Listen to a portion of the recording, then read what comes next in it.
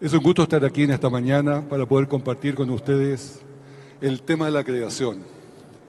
Es un tema que predico habitualmente en muchos países de habla hispana y habla inglesa, y es un privilegio poderlo traer hoy día hasta esta iglesia, porque es el día de la creación mundial. Es el día cuando todos nos unimos para celebrar esta maravilla de la creación. El tema que traeré es un tema, yo diría, inicial. No tiene grandes complicaciones. Yo trato de simplificar las cosas al máximo para que lo pueda entender el hermano que está sentado allí. Y le hemos puesto el título Evidencias de un Creador. Primero debo decir que nuestra iglesia, la Iglesia Adventista, tiene como la sexta creencia fundamental la creación, donde decimos que el Creador, Dios es el Creador de todas las cosas. Decimos que Dios ha revelado en la Escritura el relato de su actividad creadora, y también dice que en 6 días hizo el Dios el cielo y la tierra y la vida que está sobre la tierra. Es decir, una declaración clara, substancial. La Conferencia General, hace ya unos años atrás, el año 2015, hizo una definición clara sobre que esta era una creación reciente. Esto era para contrarrestar largos periodos de millones de años, porque así es como la Biblia lo pone, miles de años. Y el presidente Ted Wilson afirmó que no hay espacio para una evolución teísta. Y Cliff Goldstein, que es el director también de la escuela sabática, agregó que esto se hace intencionalmente para excluir la evolución de nuestras mentes. Nosotros pensamos que la creación, el ordenamiento de toda la naturaleza, el ordenamiento y la creación de la vida fue hace más o menos 6.000 años. Y esto está declarado en la Escritura, como dice ese gráfico, donde está en un ordenamiento, porque la Biblia nos da las fechas, nos da los tiempos. Y el más o menos es porque tal vez hay algunas dudas en algunas fechas menores, pero en lo grueso está allí. Job 12, del 7 al 9, nos dice un versículo muy interesante, que yo creo que es una parte básica para poder entender dónde está esa declaración para ver la mano creadora de Dios. Donde dice, en efecto, pregunta por favor a los animales, a las bestias, y te enseñarán, a las aves del cielo, y te lo informarán. O habla a la tierra y te enseñará, o a los peces del mar te lo contarán. ¿Cuál de todos ellos no sabe que la mano de Jehová ha hecho esto? Ustedes se preguntarán, ¿cómo podrán ellos, los animales, las aves, los peces, enseñarnos, informarnos, contarnos, si ellos no pueden hablar? Y la respuesta es relativamente simple. Aun cuando no hablan, nos pueden mostrar su creación por la constitución que tienen, cómo fueron formados, cómo fueron hechos. Y eso nos dice la maravilla de la creación que tienen, la maravilla de su diseño, cómo sus cuerpos fueron constituidos. Anoche también hablábamos sobre cómo el Señor formó la tierra, cómo la tierra nos habla también. Vamos a tratar un poquito ese tema también esta mañana. Y les quiero mostrar primero un diseño inteligente. Voy a hablar mucho de diseño inteligente esta mañana, y se trata de las jirafas. En las jirafas hay un problema, que la cabeza la tienen muy arriba, tienen el cuello muy largo. Por lo tanto, su corazón tiene que ser un corazón muy potente, muy grande, de 60 centímetros de diámetro, así de grande. Y ese corazón bombea el doble de la presión que nosotros tenemos para poder alcanzar la sangre a esa cabeza, para poder elevar como una bomba, como un edificio, a los pisos más altos. Así le llega la sangre hasta la cabeza y puede, por lo tanto, razonar. Todo está bien mientras no tenga ataques de enemigos, pero si la jirafa recibe el ataque de una fiera que le rompe la piel de sus piernas, por ejemplo, porque tiene tan alta presión, se desangraría. Pero aquí hay un diseño. La jirafa tiene todas sus venas y arterias muy interiores y también sus capilares muy pequeños. Por lo tanto, cuando le pasa eso, no se desangra, porque también al ser muy pequeños los capilares, Sus glóbulos rojos son de 1/3 del tamaño de los nuestros. Así que eso permite una defensa en ese sentido. Pero el segundo problema que tienen es cuando bajan la cabeza para tomar agua o para comer. En ese momento, la presión que está ejerciendo ese corazón se le iría al cerebro y le podría reventar el cerebro por alta presión. Entonces, ¿qué solución hay para que la jirafa no muera? Justamente hay 7 válvulas que están allá al lado derecho, esos puntos rojos, 7 válvulas actuando en la vena yugular, para que éstas regulen la presión de la cabeza y no se produzca este accidente vascular. Y también, debajo de su cerebro, hay una red admirable, una red vascular, que retendrá sangre mientras la jirafa tenga la cabeza baja. Cuando la va a subir, le devuelve la sangre al cerebro para que no se desmaye y las válvulas se comienzan a abrir hasta que está normal. Y fíjense que la jirafa no se dio ni cuenta de esta situación siquiera. ¿Por qué? Porque ha sido diseñado previo a que la jirafa existiera. Esto no es evolución. Esto es imposible que fuera evolución porque la primera jirafa habría muerto de haber sido así la situación. Quiero mostrarle un segundo caso para partir de un escarabajo bombardero, un escarabajo que es una maravilla. Y este escarabajo, van a ver ustedes cómo funciona. Miren este pequeño video.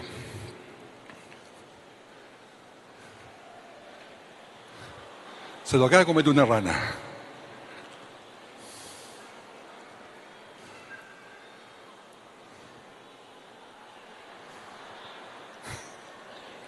Ese es asco el que tiene. Y miren lo que pasa en su parte inferior de la cola, del abdomen. Cómo dispara.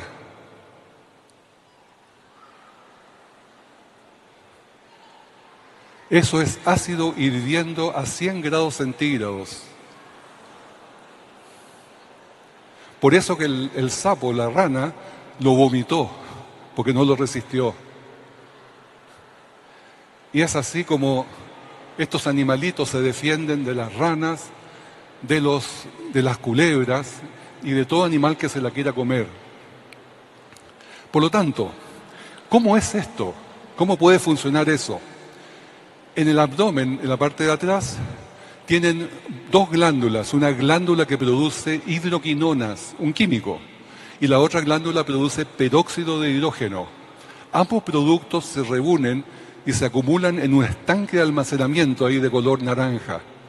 Después, cuando el escarabajo se siente atacado, carga una cámara de explosión que viene después, pero para que haya una explosión necesita enzimas catalizadoras, igual que los explosivos que se usan en minería, que están allí en color verde. Así que todos en conjunto, cuando se siente atacado, carga la cámara de explosión y explota varias veces por segundo para defenderse de sus enemigos. Una carga química a 100 grados centígrados. ¿Alguien se ha quemado alguna vez con agua caliente? Imagínense qué le habrá pasado al sapo en su lengua por haberse comido a ese escarabajo bombardero. Pero la pregunta viene ahora: ¿cómo estos mecanismos? ¿Cómo es posible que existiese una glándula que produce hidroquinona, otra que produce peróxido de hidrógeno, un estanque de almacenamiento, una glándula, enzimas catalizadoras? Esta combinación tan inteligente, ¿de dónde salió? ¿Evolucionó? ¿Le damos unos cuantos millones de años para que evolucione? Por supuesto que es ridículo eso. Eso tiene que haber sido diseñado. Entonces, cuando este animal fue creado, tenía ya ese diseño instalado. La hermana White dice que Dios ha permitido que un raudal de luz se derrame sobre el mundo de los descubrimientos de la ciencia y el arte.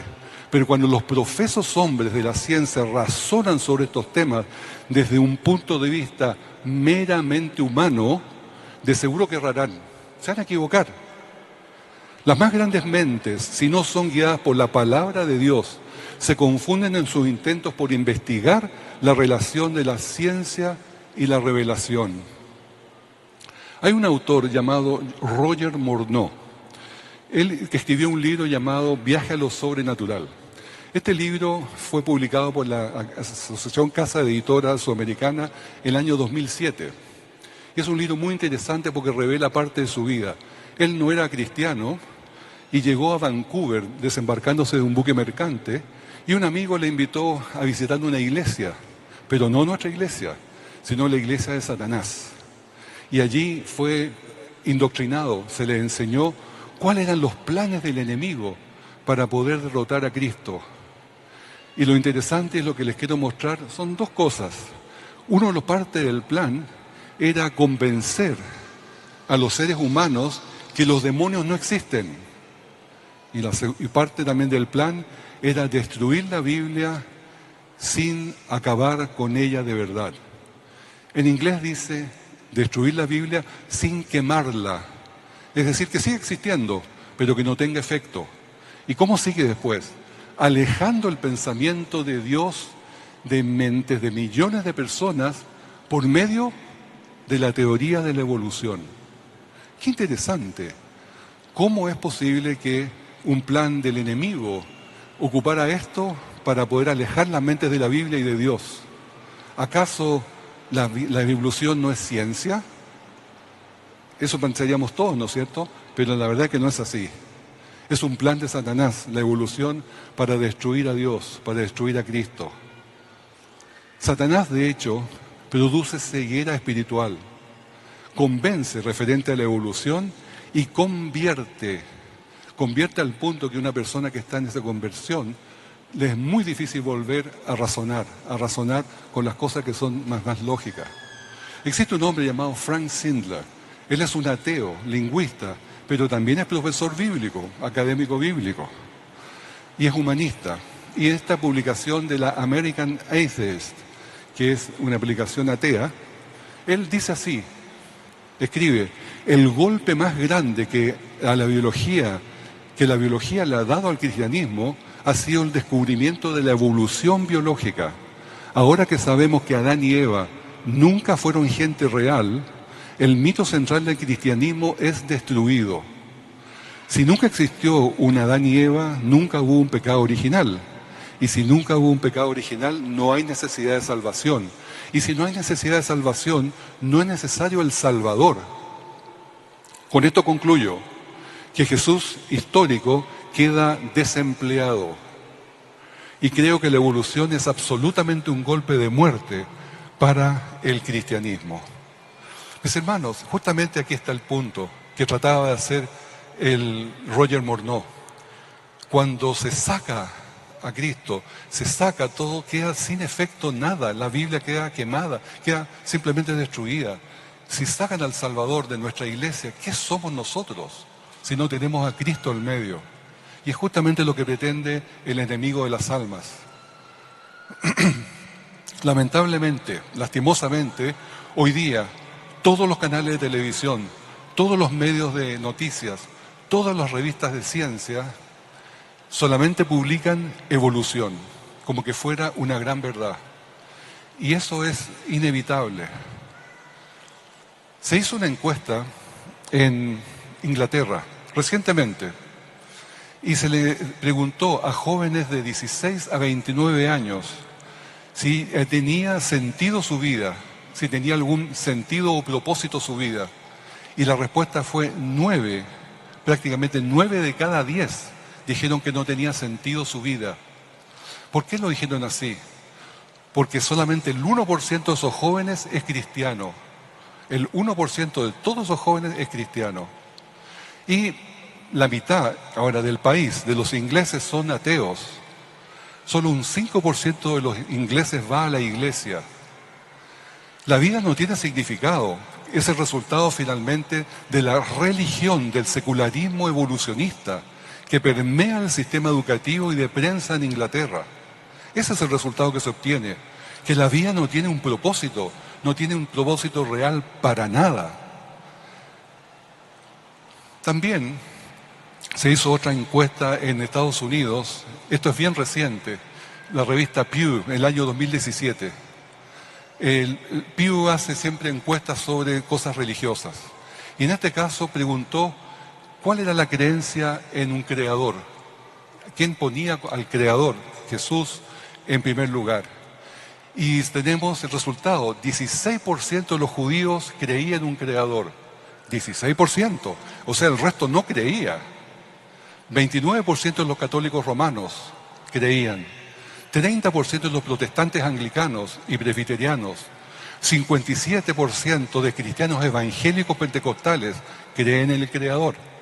Y 67% de los adventistas del séptimo día dicen creer en un creador y rechazar que los humanos evolucionaron con el tiempo. Pero, ¿qué es una reflexión aquí? 67% de nosotros aceptan la creación 100%. ¿Y el resto? ¿No queda ahí todavía un tercio más de que no tiene una convicción muy grande?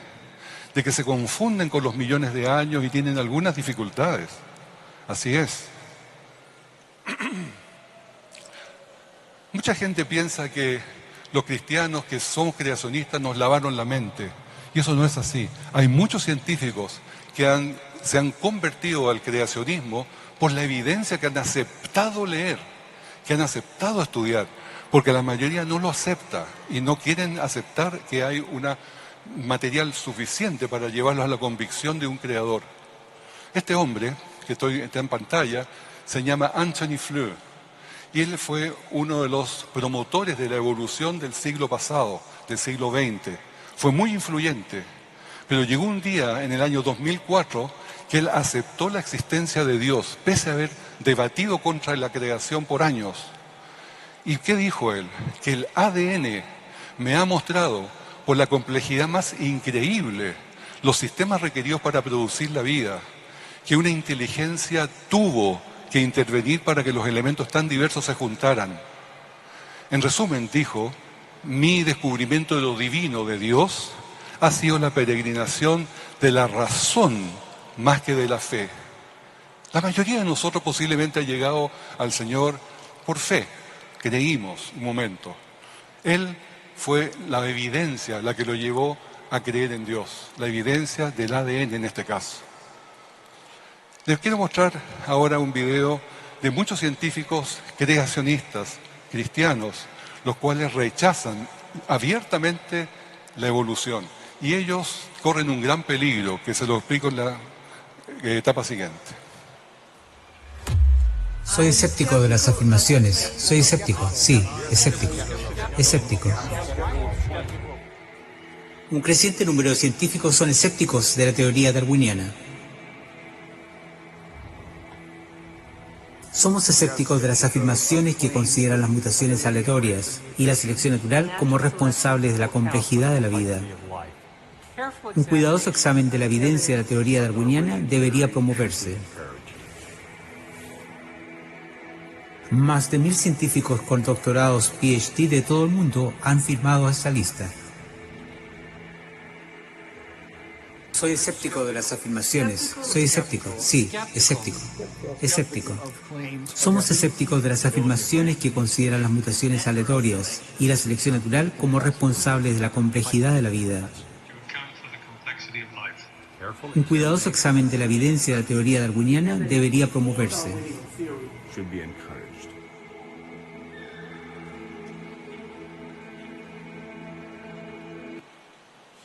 Efectivamente, ellos corren un gran riesgo porque la evolución se protege vigorosamente de otras ideas y aquellos que no pertenecen se están restando o se están poniendo en riesgo de perder puestos de investigación, perder puestos importantes, no poder enseñar en algunas universidades, a veces incluso no tener premios Nobel, no poder publicar en las revistas más importantes de ciencia y también no tener tiempo en los telescopios para poder investigar. Son limitados absolutamente por criticar el paradigma de la evolución. Ustedes se preguntarán, bueno, ¿eso qué nos afecta a nosotros si no estamos en la academia? Pero también nos afecta en la iglesia. Ahí tenemos una imagen de dos peces que son los padres que están hablando. Y le dicen, no te preocupes, nuestros hijos están en la iglesia y esto no los va a afectar. ¿No los va a afectar?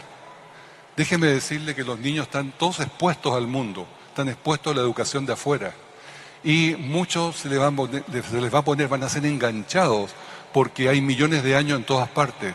que los dinosaurios vienen de los pájaros, se hicieron pájaros, perdón, que Darwin es un gran científico, que no hay creador, que hay hombres monos, que la Biblia no es verdad. Sin embargo, cuando esto sucede, 2/3 de los jóvenes de la iglesia, cuando pasan esa educación, se van de la iglesia.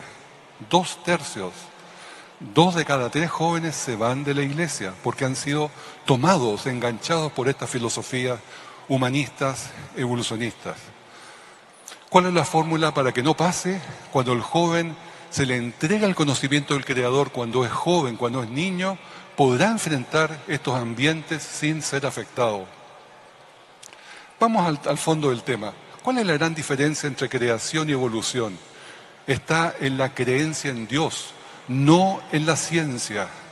La ciencia no es el problema, porque hay un lugar para las cosas sobrenaturales. Por ejemplo, el origen de la vida. ¿De dónde es el origen de la vida?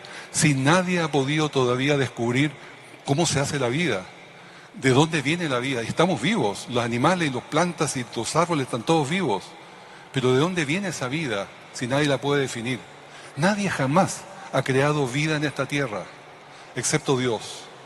Por lo tanto, tenemos que asignarle a lo sobrenatural el hecho de que exista y que se haya puesto vida en esta tierra. Segundo, la organización y el lenguaje del ADN es tan complejo.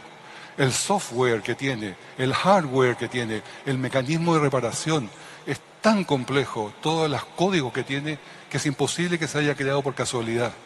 Entonces, ¿quién lo creó? Tiene que haber sido, por lo tanto, un gran diseñador, un gran Dios creador. Por lo tanto, sobrenatural. Tercero, la formación del universo. Muy en boga está la idea de que el universo se creó por una singularidad, que es una palabra muy hermosa para decir un Big Bang.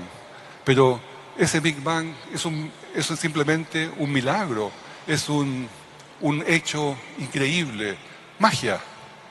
¿Quién dijo que se creó así? Cuando Dios dice que Él formó los cielos y la tierra. Así que, y déjeme decirle que el Big Bang tiene grandes problemas que ya están en el terreno de la física. Las leyes físicas ahora, las constantes universales, el orden magnífico matemático que tiene todo el universo, es evidencia que una mente inteligente lo creó. El principio antrópico nos está diciendo lo mismo, que vamos a verlo en un rato. Los pequeños motores eléctricos que tenemos nosotros en nuestro cuerpo, esos nanomotores eléctricos, las máquinas del cuerpo, los mensajeros internos, toda una organización maravillosa que tiene que haber sido puesta por una mente inteligente. Y por último, el diseño inteligente, magnífico de los seres vivientes, como le acabo de mostrar la jirafa y el escarabajo bombardero. Hay muchísimos más ejemplos, pero solamente para que tomen el gusto cómo es el diseño inteligente y la complejidad irreducible en todos estos seres. Aquí le voy a hacer, esto hablé anoche de este tema, posiblemente, obviamente la mayoría no estaba. Les voy a explicar qué es lo que es el principio antrópico. Nuestro mundo, la Tierra, es una absoluta excepción en el universo, por el medio que tenemos nosotros para poder vivir. Todas las constantes físicas que están dadas en la creación, están todas ajustadas perfectamente, finamente ajustadas, para que se permita la vida en esta tierra. Y el ejemplo tal vez más gráfico es mostrarlo así. Tenemos un desierto donde no hay absolutamente nada, no hay oxígeno, la temperatura posiblemente 0 grados Kelvin y no hay tampoco agua, no hay nada allí. Por lo tanto no puede existir la vida. Pero de repente, cuando vamos caminando por allí, descubrimos que hay una casa y hermosa es la casa todavía. Y allí está esa casa, la cual entramos y descubrimos que hay un salón hermoso también. Y en ese salón hay 15 grados de temperatura y 21% de oxígeno, con lo cual podemos respirar. Y también hay agua corriente, hay agua disponible. Y también hay un refrigerador, una despensa llena de comida, llena de frutos, llena de alimentos para nosotros, adecuados para nosotros. ¿Saben? Esa es la Tierra. Esa es la Tierra en un medio absolutamente hostil como es el universo. En el universo no es posible la vida afuera de la Tierra. Solamente la Tierra puede cobijar esa tierra, esa vida. Y esa es la excepción que tenemos y somos nosotros. Porque dice la Escritura que el Señor la hizo, como dice Isaías 45, 18, para que fuese habitada, la creó. A propósito, Dios la creó para nosotros, por amor. Ellen White termina en la declaración anterior que había empezado a leer: el Creador y sus obras están más allá de su comprensión, y debido a esto no puede explicarse por las leyes naturales. Se considera la historia bíblica como no confiable. Atribuyen a la naturaleza poder infinito. La inspiración divina hace muchas preguntas que no pueden ser contestadas por el erudito más profundo. Estas preguntas no fueron hechas para ser contestadas, sino para llamar nuestra atención de la profundidad de los misterios de Dios. Les presento ahora a nuestro adversario, Richard Dawkins. Él es un escritor activo de evolución, ateo, y que ha tenido mucha fama por sus libros. Pero él dice, referente a lo sobrenatural: yo ataco a Dios, a todos los dioses, toda y cualquier cosa sobrenatural, donde quiera y cuando sea que se invente ahora o en el futuro. Y si encuentras a alguien que dice no creer en la evolución, esa persona es ignorante, estúpida o tonta. Así que me presento, soy el primer estúpido, tonto e ignorante. Porque francamente, atacar al adversario, como lo hace él, es siempre una táctica maligna. Hay otro profesor llamado Dr. Richard Lewontin, que es un profesor de genética. Y miren lo que dice: nuestra avidez de aceptar hechos científicos va en contra del sentido común. Tomando el lado de la ciencia, pese a lo absurdo de su planteamiento, con historias sin substanciación, porque estamos comprometidos con el materialismo. Producimos explicaciones, no importando cuánto anti-intuición sean. Más aún, el materialismo debe ser absoluto, pero no podemos permitir un pie divino en la puerta. No sé si entienden ese sentido. O sea, no se puede permitir que Dios tenga ni siquiera el pie en la puerta para entrar. Ese es el sentido materialista de ellos. El origen de la vida, vamos a ir muy rápido acá. Se supone que es según la evolución, en una sopa primordial donde estaban los químicos necesarios, cayó un rayo, le produjo energía y se produjo la vida. Se trató de replicar esto en un experimento llamado Miller-Urey, en el cual se pusieron todos los químicos en esos tubos de ensayo, un rayo arriba para dar energía y comenzó a circular. 10 años estuvo circulando y jamás produjo vida, porque la vida es mucho más que materiales, químicos y energía. Produjo solamente algunos aminoácidos que no podían, por supuesto, crear vida por sí solos. Vamos a ver entonces algo vivo, una Escherichia coli, una bacteria que es unicelular, y esta bacteria tiene proteínas, tiene ADN, tiene ácido nucleico, polisacáridos, lípidos, moléculas metabólicas intermediarias, moléculas minerales, moléculas de agua y 800 reacciones químicas simultáneas, estables y no equilibradas. Pero vamos a analizar solamente la parte de las proteínas, que sería como los ladrillos que sostienen, que producen el cuerpo. Si yo tengo elementos naturales para construir un edificio, ladrillo, piedra, arena, digamos cemento también, yeso y fierro. Si tengo todos los materiales amontonados acá, ¿ya tengo un edificio? ¿Qué me falta? Me falta la inteligencia, me falta el diseño, me falta una carta Gantt, un plano para poder definir cómo voy a construir eso. Bueno, exactamente ese es el problema de la evolución, que con los materiales piensa que las cosas se van a hacer solas por casualidad. Y como unas cosas obviamente no suceden así, dan millones de años para cubrir esa falta de obviedad, que no se producen así las cosas. En el mundo de construcción biológica, la construcción biológica está en base a proteínas. Y las proteínas a base de los aminoácidos que están allí. Y para la vida necesitamos especialmente esos 20 aminoácidos que están ahí en la esquina. Esos 20 aminoácidos tienen que combinarse entonces para formar más o menos una fila de 500 aminoácidos que están en la secuencia del código del ADN. Tienen que ser levógiros, todos de mano izquierda, con uniones peptídicas, pero la posibilidad de que eso suceda por sí solo es 1 partido por 10 elevado a 950. O sea, un 1 partido por ese enorme número. Y eso evidentemente es 0. La posibilidad que una proteína sola se haga por sí sola es 0. Cualquier número mayor de 150 ya es imposible.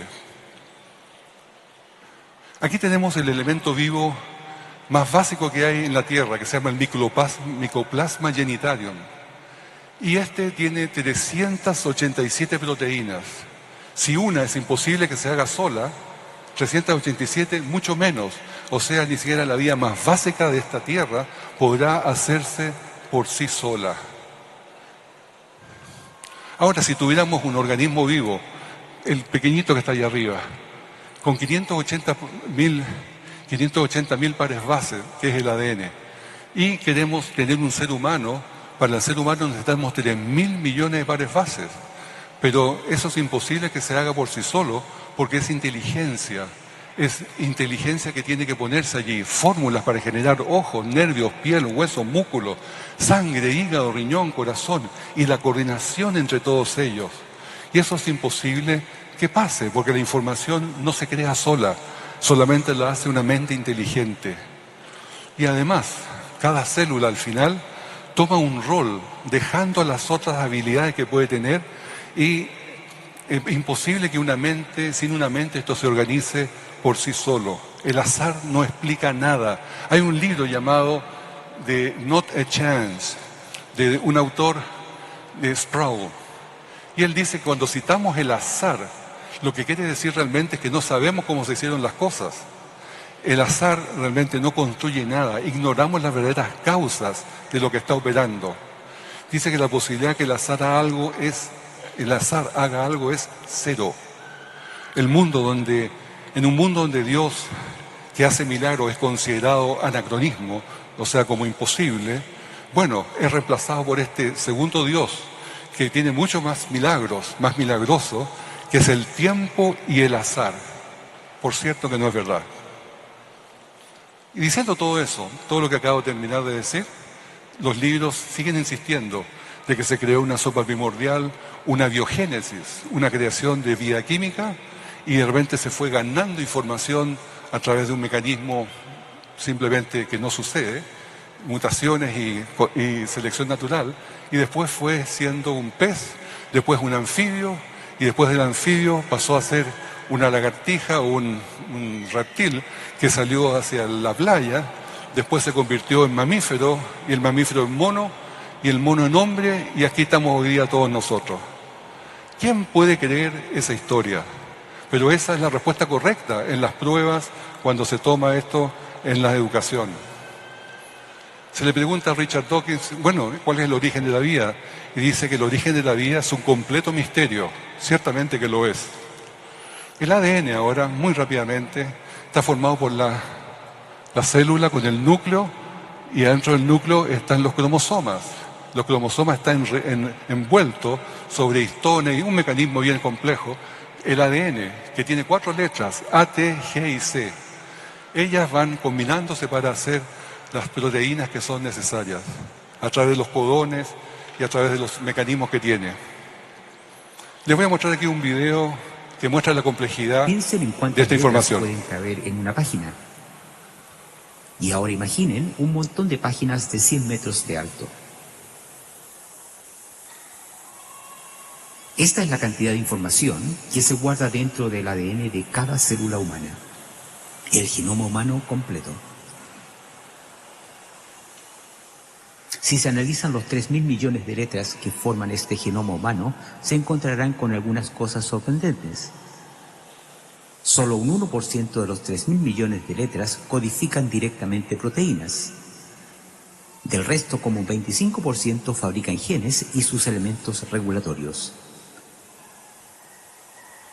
La función del resto de las letras es todavía muy poco clara. En la ignorancia de los comienzos de este estudio, se pensó que todo lo que está a mano derecha, que no constituía formación de proteína, era ADN basura. Hoy día se avergüenza de haberlo algún día dicho. Pero esa es la cantidad de información que tiene cada célula nuestra. Por lo tanto, la posibilidad de que el ADN se haga por sí solo es 1 dividido por 10 elevado a 40.000. Cero. Cambia un poquito de tema. El genoma humano, el ADN humano y el chimpancé, ¿se parecen? Sí, efectivamente hay similitudes. Todos tenemos ojos, nariz, lengua, pelo, patas, lo que quieran. Estamos todos con algunas similitudes, ¿no es cierto? Al comienzo se dijo que éramos un 99% similares. Esto cuando se hizo el proyecto del genoma humano que finalizó el año 2003. Se dijo que éramos 99% iguales.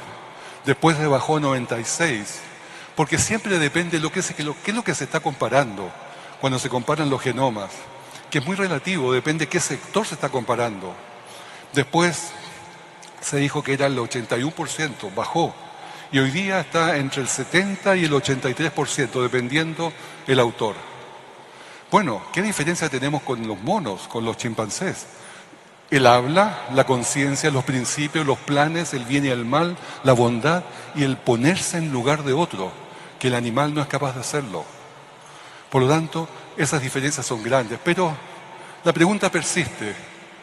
El hecho que tengamos de entre un 70 y un 83% de similitud con ese simio, con el chimpancé, ¿significa que somos medios monos? Bueno, el banana, el plátano y el humano tenemos como el 60% del genoma parecido. También debe significar que somos medios plátanos. Y también les puedo decir que el tomate también tenemos mucho genoma parecido. Esto significa, por lo tanto, una cosa, que tenemos que tener similitudes para que podamos alimentarnos de ellos, para que los aminoácidos, los azúcares, las grasas sean para nuestro beneficio.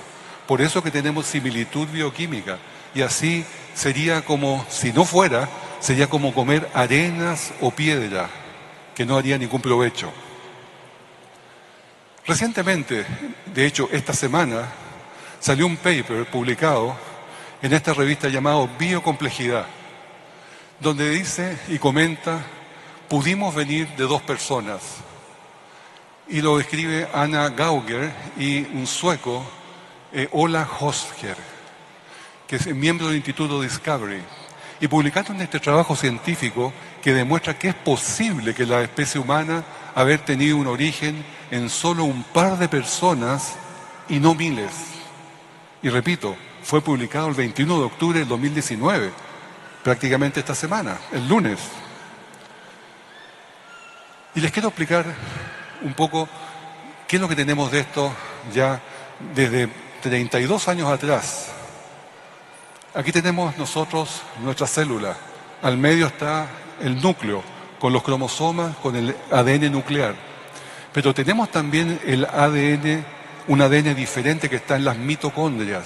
Las mitocondrias son esas pequeñas cápsulas que están como maní, que está arriba. Y esas tienen también su ADN particular, propio. Ese ADN viene en una especie de círculo, como se ve allí. Y ese ADN se estudió bastante, y como digo, hace ya más de 30 años, se descubrió que definitivamente ese ADN venía solo de la mamá. Solo las mujeres lo pueden transmitir a sus hijos.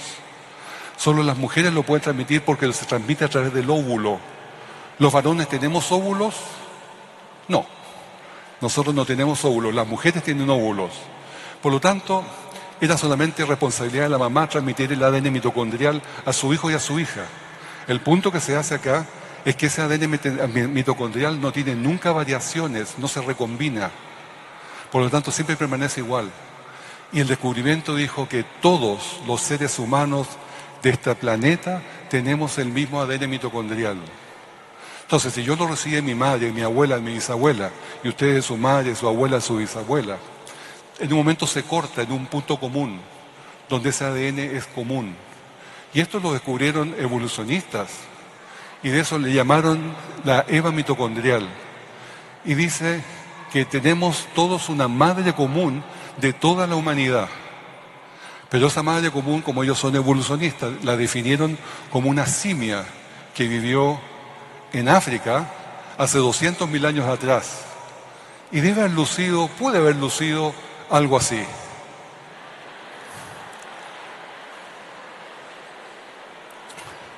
Pero 10 años después, se siguió investigando y un equipo llamado The Parsons Team descubrió que las mutaciones que tenía el ADN mitocondrial era 20 veces más rápido. Y al ser 20 veces más rápido, hacía la Eva mitocondrial consistente con 6.500 años, lo cual lo hace muy consistente con nuestra Eva bíblica. Todos venimos de una sola madre. Estudios recientes también hacen que los resultados indican un alto nivel de mutaciones en el ADN mitocondrial. En una revisión de los datos indica que la Eva mitocondrial vivió hace 6.500 años atrás. Y describe la persona, que obviamente es evolucionista, una fecha incompatible con las teorías actuales del origen del hombre. Wikipedia, que tiene información interesante a veces, dice que la Eva mitocondrial es la mujer más reciente de la cual descienden todos los seres humanos, y todas convergen en una persona. En fin. El hombre ahora. Nosotros, los hombres, tenemos una cosa especial, que tenemos el cromosoma Y. 23 pares de cromosomas de los seres humanos, y el último, el 23, es del cromosoma del sexo, donde el cromosoma Y es exclusivo de los hombres. Este nunca se recombina tampoco. Por lo tanto, yo lo recibí idéntico a mi padre, idéntico a mi abuelo, idéntico a mi bisabuelo. Y se revisó en todas las razas de los varones de todos los continentes cómo era su ADN, su cromosoma Y. Y vieron que era idéntico entre todos. Las únicas pequeñas diferencias son pequeñas trazas que son de mutaciones, pero en la base son exactamente iguales. Y eso aquí llegó a la conclusión de que todos los seres humanos venimos de un solo varón, y se le llamó Adán cromosoma Y. Ahí pueden ver los dos cromosomas, el del hombre, el Y, y el de la mujer, el X. El cromosoma X tiene 900 a 1400 genes, y el del hombre tiene de 70 a 200 genes. Tenemos mucho menos, es mucho menos la cantidad de información que tiene el cromosoma Y, pero es único de nosotros. Y yo me preguntaba, ¿por qué será que el cromosoma X es mucho más grande que el del hombre? ¿Será porque la mujer manda siempre? ¿Tiene alguna influencia, no es cierto? Eso es broma, de todas maneras, no lo tomen en serio. Bueno, se hizo una comparación, y esto es muy interesante, entre el cromosoma Y del hombre y del chimpancé. Y esto porque si es que viniéramos todos de los simios, deberíamos tener el mismo cromosoma Y. No debería haber variado mucho. Y se hizo este estudio, y el doctor David Page, director del Instituto de Investigación Biomédica de Cambridge, esto fue publicado el año 2010, dijo así: el cromosoma Y está lleno de sorpresas, porque descubrió que el cromosoma Y de humanos y chimpancés son horrendamente diferentes unos de otros. ¿Por qué dijo horrendamente diferentes? Porque él cree en la evolución, y se dio cuenta que no podía ser, que no era así. Más del 30% del cromosoma Y del chimpancé no tiene alineación con el humano. Por lo tanto, toda esta idea de la relación de cromosomas Y se ha hecho pedazos. Cambio de tema nuevamente porque tengo... Uy, me pasé el tiempo. ¿Terminamos aquí mejor? Usted tiene que decirlo, el pastor me va a retar, yo les digo. Sigo nomás, bien. El doctor Brian Sykes es un doctor en biología molecular, y él dice que la velocidad con que el tejido biológico se destruye en una persona muerta es en general muy rápido, todos sabemos, ¿no es cierto? Si nosotros tenemos un pedazo de carne que dejamos en el patio, ese pedazo de carne se va a podrir al día, a los 2 días, muy rápido. Pero cuando se trata de los fósiles, esto puede durar mucho más porque están enterrados sin aire, sin oxígeno y sin depredadores. Por lo tanto, él dice que el ADN podría permanecer intacto hasta 10.000 años. Pone un límite, 10.000 años. No veamos por qué lo dijo, pero lo dijo. Pero hay una doctora llamada Mary Schweitzer, que ella estaba desenterrando un tiranosaurio rex en un lugar de Montana. Se llama Hell Creek el lugar. Y cuando estaba desenterrando el fémur, que es el hueso largo de la pierna, descubrió que era muy grande, muy pesado para llevarlo en helicóptero hasta su laboratorio. Y tuvieron que cortarlo con una sierra en dos. Ahí está el ejemplar. Está el corte y salió un olor nauseabundo cuando lo que cortaron. Y todos se decían, no puede ser, si este hueso tiene 68 millones de años ya muerto. Es un fósil, por lo tanto debe ser solamente mineral, solamente piedra. Y van descubriendo que el olor nauseabundo eran tejidos biológicos. Y van descubriendo en el laboratorio que habían vasos sanguíneos, habían glóbulos rojos, habían también hemoglobina, actina, tubulina, histones, colágeno, ADN, proteínas, había prácticamente pedazos de material increíble que no podía ser en un animal que había muerto hace tantos millones de años. Y les muestro ahora un video rápidamente de la entrevista que le hicieron a la doctora Schweitzer. Pasó por error. Mary puso fragmentos de hueso en ácido para disolver la capa exterior del mineral. Pero el ácido reaccionó muy rápido y todo el mineral se disolvió. Y siendo este un fósil, no debió haber quedado ningún remanente, pero lo había y era elástico como un tejido vivo. ¿Esta es la muestra? No, nos mostró un video que tomó en el microscopio. ¿Es esto lo que pasó realmente? Sí. ¿Es este el hueso del dinosaurio? Sí, pero ahora sin mineral. Eso es lo que quedó. Se ve como un tejido suave, lo que se esperaría si se tratara de un hueso moderno. Esto era imposible. Este hueso es de 68 millones de años. Así que tú ves esto, ¿y qué puedes pensar? Para no contárselo a nadie. Sería ridículo, ¿verdad? Así que dije a mi asistente técnico, ok, hazlo de nuevo, no lo creo. Y muestra tras muestra allí estaban. Cosas que sencillamente parecían vasos sanguíneos, flexibles y transparentes, hasta que tuvo Mary la fuerza para decirle a Jack. Dijo que había el hueso disuelto y que veías vasos sanguíneos. ¿Cómo podía ser? Exacto, ¿cómo podía ser? Las cosas que Mary estaba descubriendo en los huesos de dinosaurio. Mira eso. Vasos sanguíneos, incluso los que parecen ser células intactas. Esto pone un desafío radical en las reglas actuales de la ciencia, en que el material orgánico no puede sobrevivir ni siquiera 1 millón de años, mucho menos 68 millones. Mary Jack y su equipo publicaron sus hallazgos del T-Rex en varios números de la revista Ciencia y fueron rápidamente atacados. Los críticos dicen que las muestras podrían estar contaminadas o que los vasos sanguíneos podían ser biofilm, una especie de fango. Pero como Mary nos mostró, ella pudo replicar sus hallazgos. Estas son muestras de un dinosaurio aún más antiguo. Un dinosaurio bien preservado de 80 millones de años. Un pico de pato. Cuando ella disolvió el mineral en ácido... Pongamos esto en el microscopio. Bueno, mira, esos son vasos sanguíneos. Esos son vasos sanguíneos. ¿Puedes ver las ramificaciones allí? Míralo, están consistentes. Lo hicimos vez tras vez y sale lo mismo. Me emociono cada vez, no puedo evitarlo. Son 80 millones de años. Mary publicó sus nuevos resultados el año pasado y algunos de sus adversarios han sido convencidos. Pero la controversia aún continúa. Si los vasos sanguíneos pueden sobrevivir 80 millones de años, ¿qué pasa con el ADN?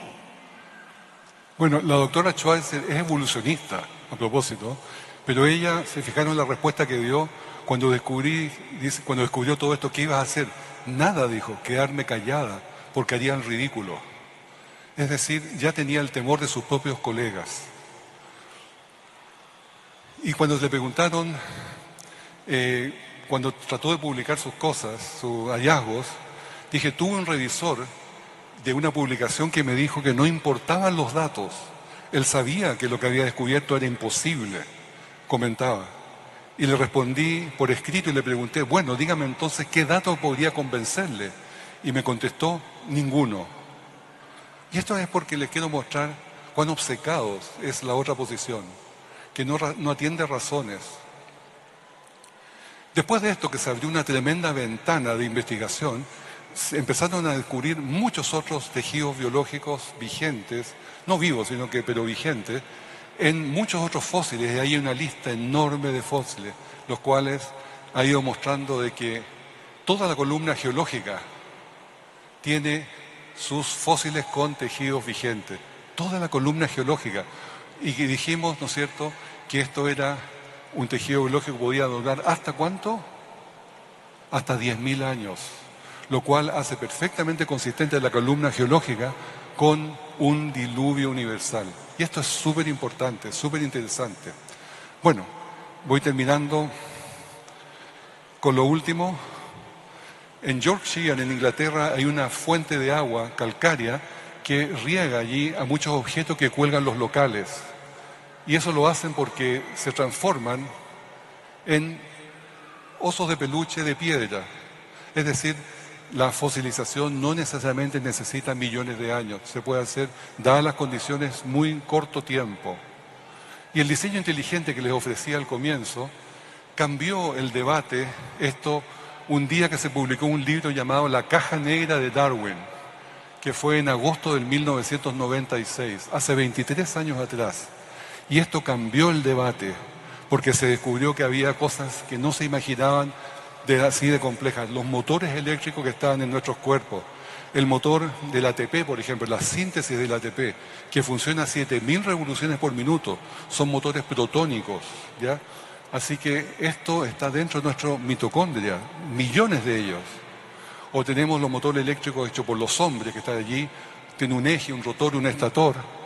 Y esto fue diseñado obviamente por ingenieros, pero nuevamente una Escherichia coli en su cola tiene motores, tiene hélices, que se llama el motor flagelar. Allí hay una foto, ahí está el embriague para conectarlo y desconectarlo. Y, tengo que volver un poco. Bueno, ahí está, no se proyectó. Bueno, este motor tiene un eje, un rotor, un estator, tiene todos los componentes de proteínas, 40 tipos de proteínas que están codificadas en el ADN, que forman el motor, forman todos sus componentes. Y la pregunta es una, ¿quién diseñó eso? ¿La bacteria se hizo su propio motor? ¿No es cierto que no? Tampoco lo hizo un ingeniero, sino que tuvo que ser diseñado por una mente inteligente. Y esta, yo encuentro, es una de las mejores evidencias que tenemos de un Dios creador. El motor flagelar, fantástico. Ahí está funcionando, qué bueno. Podemos ver el rotor, el estator, el embriague, el descanso, el eje, otro descanso y la hélice de paso variable, igual que los aviones. 40 tipos de proteínas, que son los diferentes tipos, y cada línea es una proteína que llegó a su lugar simplemente por diseño. Y esto es una maravilla que nos muestra un creador maravilloso. Por último, la quinesina, que es el transportista, el camionero, el que anda llevando químicos por la célula y por el cuerpo.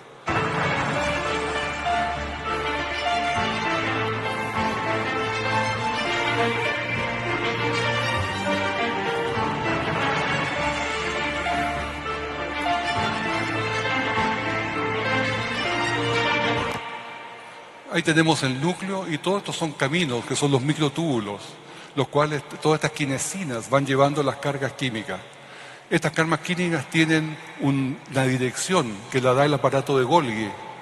Y cuando hay muchos despachos, está muy complicado, hay señales de tránsito para impedir que una pase y la otra siga. O sea, va regulando el tránsito interiormente. Y también, cuando llegan al final y entregan su carga, la quinesina se dobla para poder no gastar energía, hasta que viene una especie de transporte, de movilización, que los toma y se los lleva al punto de partida. Toda esta organización fantástica que hay no puede ser casualidad, no es evolución. No puede ser evolución. Es un diseñador maravilloso, inteligente, que da la evidencia para que creamos en él. ¿Quién diseñó? Le hice una pregunta a Richard Dawkins. Y él dice que él puede aceptar el diseño inteligente siempre y cuando esto venga de los extraterrestres que trajeron la vida a la Tierra. Pero no podría aceptar ninguna posibilidad que Dios tuviera un rol en este diseño. ¿Se fijan el problema dónde está? Está en Dios, no en la evidencia ni en la ciencia. Es Dios el problema. Y termino con este versículo, Apocalipsis 14, 6, 7, donde dice que hay que adorar al Creador, el que hizo el cielo y la tierra, el mar y la fuente de las aguas. Termino con esto, mis hermanos. Aquí tengo una caja con tarjetas. Ahí muestran los sitios web, evidencias de la creación.org y mi nombre, claudegodard.org. Allí tienen más o menos 40 videos de todo lo que estoy presentando para que ustedes puedan educarse más, puedan enseñárselo a otros, puedan mostrar la evidencia de este creador maravilloso. Y sí, por favor. Hay 100 tarjetas, así que es una como cada 90 personas.